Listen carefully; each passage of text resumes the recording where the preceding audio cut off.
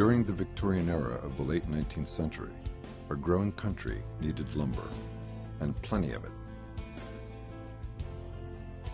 Williamsport turned out to be the geological sweet spot where massive forests stretched in all directions, and the Susquehanna River provided for their transport. Williamsport became the lumber capital of the world, and the center of that capital was West 4th Street, the so-called Millionaires' Row. 19 millionaires resided on West 4th Street, more per capita than any other city in the world.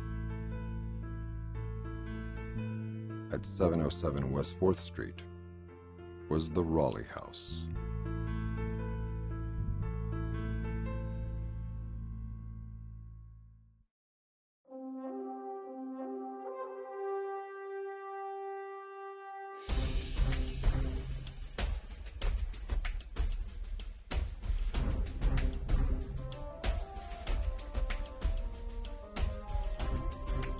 E.A. Rowley was a self-made man through his own perseverance. He left his home at the age of 16 in search of his fortune by traveling to Michigan to learn the machine trade. He saved his earnings and bought a large farm, kept saving, and then put himself through university. While it's unknown how he came to settle in Williamsport, there is no short review of the sheer volume of enterprises and numerous companies he was involved with, but none more prominent than the Rowley and Hermance Machine Company, one of the most successful institutions in the Commonwealth with an enviable reputation nationwide. What we know for certain was that Rowley brought with him strong and complete ideas about economic progress, including the embrace of the holy trinity of values that fueled the Industrial Revolution: industry, communications, and transportation. Rowley had financial interests in all of these works, and while men like Rowley never apologized for their wealth, in a culture that was reeling with assassination, impeachment, reconstruction, special interests, and corruption, it did not touch Rowley. Rowley was always morally scrupulous and maintained a high and proud preeminence in business and community. Because of this posture, along with others like him, it paved the way and endowed us with prosperity and legacy due to Rowley's vision and action. These deeds were central to the era's inheritance to Williamsport.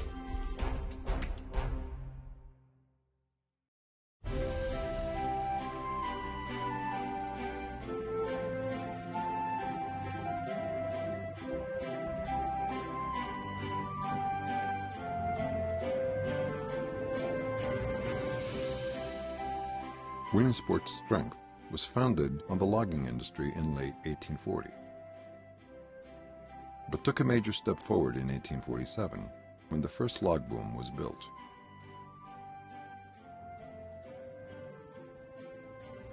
A log boom is a barrier or sets of barriers placed in a river designed to collect or contain floating logs timbered from nearby forests. The current historic district was constructed during our lumber era's most prolific economic period by land developer Peter Herdick. Herdick's vision was to create a Williamsport neighborhood of carefully designed and constructed mansions for the wealthy. The Rowley House was a byproduct of that dream. Rowley purchased the property for $4,300 and built the house for over $50,000. He then hired Herdick's architect, Eber Culver, whom never attained an official degree but possessed an extraordinary talent. The first decision made was that the house would be completely custom-made from indigenous virgin wood.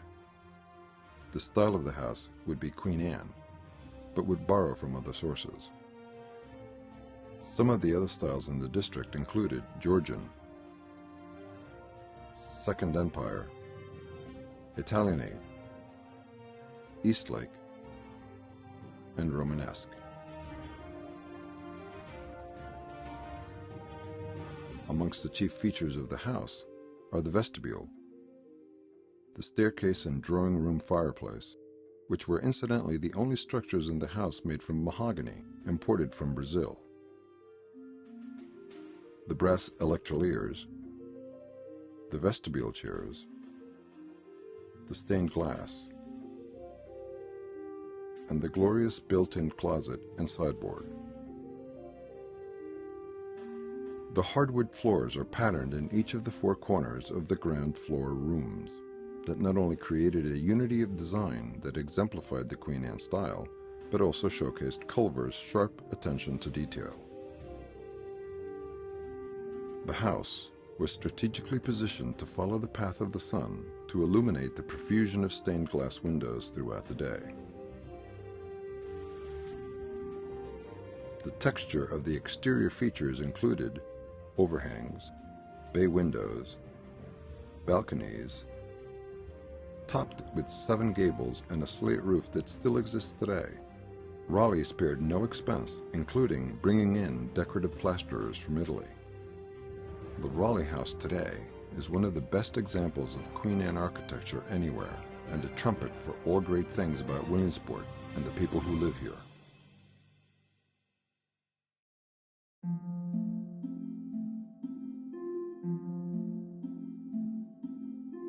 Sadly, the conflict that tormented Rowley and his family was their personal health. At 14 months, Archie, the firstborn, died, and their other 2 children, Robert, 27, and Georgia, 25, preceded their mother Emma in death. Add to that Robert's daughter Marjorie's death. She lived only 10 days. Rowley's own illness was Bright's disease, now commonly referred to as acute nephritis. Rowley died from a stroke caused by Bright's disease on July 11, 1893.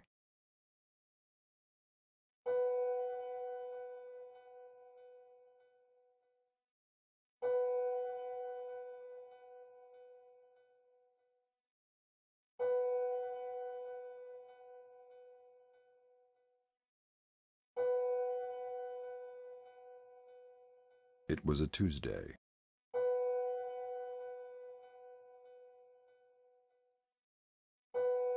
The city closed down its shops on West 4th Street for the funeral. Rowley was 57 years old.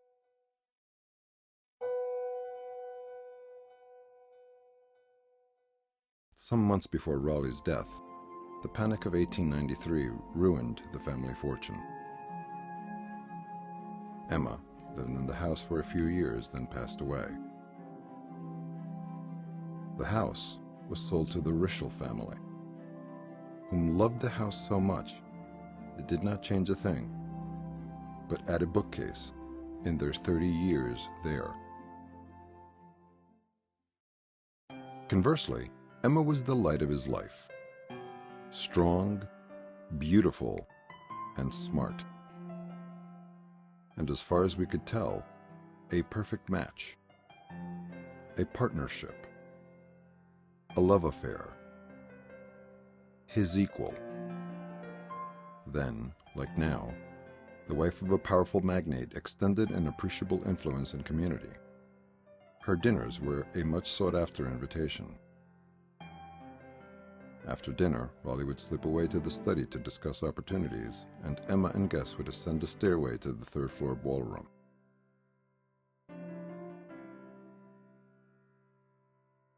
Wherever the impeccable hostess maintained the revelry and kept an astute eye out for trouble.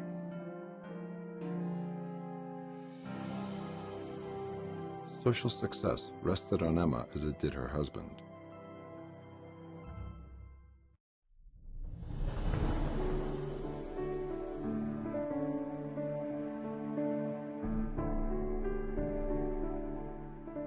In order to honor the majesty and scope of our lumber legacy, we are initiating the development of public relations, publicity, and awareness via content like this film. To communicate the dynamism of the change from its days as a terminus of the Underground Railroad through the lumber and Little League era to the present reinvention of the city's post-industrial age so that we may create a community stewardship to protect the district from the potentially destructive hands of predatory and solely commercial concerns. Aforementioned land developer Peter Herdick's intention was for there to be a clear infrastructure for every block in the district. Our mission is to restore and preserve our rich architectural heritage and to educate the public about the importance and affirmative effects of preservation.